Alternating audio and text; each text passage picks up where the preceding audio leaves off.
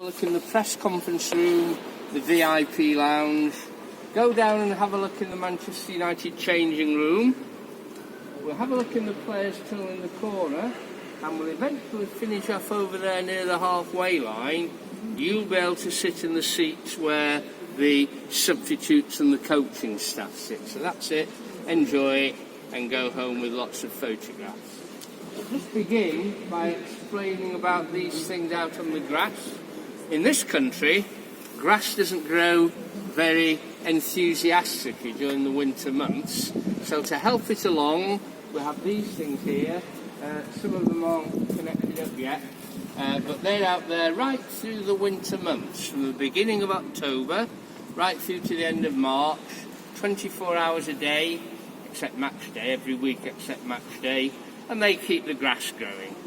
All the big clubs have something similar. Pitches these days are fantastic. Pitch technology's moved on a lot, and that's one way in which. I mean, look at the condition of the pitch. Now February. If you'd have come in here, well, 20 years ago at this time of year, you'd have struggled to see any green at all. Just a complete mud heap by now. But all the pitches are good, and that's one way in which they do it. Don't ask me what the energy costs of having those out there 24 hours a day, 6 months of the year, but at least, as you can see, it does create a very good quality pitch.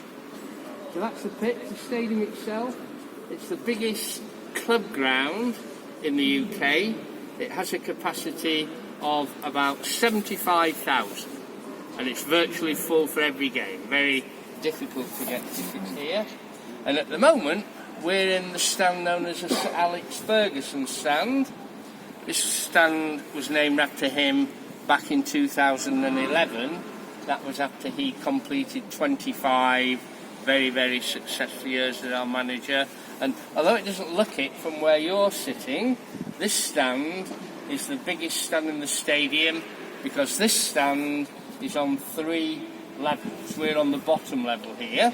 You see the middle level up behind, but when we come out in the corner over there in a few minutes, you look back, see a 3rd level right at the top. This stand holds about 25,000. To give you an idea of ticket prices, one of my sons has a season ticket behind the goals at that end there, and he tells me that costs him, it's just over £700 a season. Wow. And that gets him into all the home Premier League games, 19 games for £700. Last night's game, one of the knockout competitions, they're all extra. Champions League, FA Cup, Carabao Cup, we're not in it now, but all those knockout competitions are in addition to his £700. That's for the 19 home Premier League games.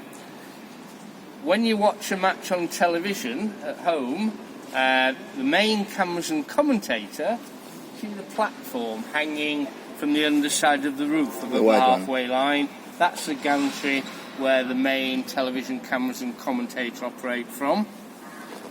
Over in the corner is the players' tunnel. That's where the teams come out.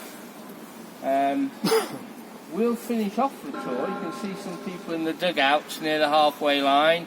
There's one either side of the old tunnel, and looking at them from here, the one on the left of the tunnel, that's the Manchester United dugout. That's where our substitutes and coaching staff sit. The one on the other side is exactly the same for the visiting team, so you can take your pick when we get there. They're exactly the same. Opposite here, directly opposite, there's a small section of grey desks. That is the normal press box for Premier League games, but for Champions League matches there's a lot more media interest, and we in fact extend the press box for Champions League games. If you look to the left of those grey desks, I don't know if you can make out some brown desks, they're temporary things, and they are going to be removed before the next Premier League game. So that's the press box, and come round here behind the goals. There are some white seats there. You can't tell very clearly at the moment, but that is the Adidas logo. Prior to Champions League games, those seats are cunningly disguised by putting a red cover over a lot of the white seats, and that prevents Adidas from having any you can't see the Adidas logo on Champions League games because they are not sponsors of the Champions League. So we disguise them by covering them with red covers. Why they do that? Because when the cameras are on, there are people sitting in the seats anyway, but there we are. Also, I don't know if you can see an empty panel on the facade of the east stand roof there. That usually houses an Adidas sign, but that was taken down before last night's game, and they'll put that up again, perhaps today, prior to the next Premier League game.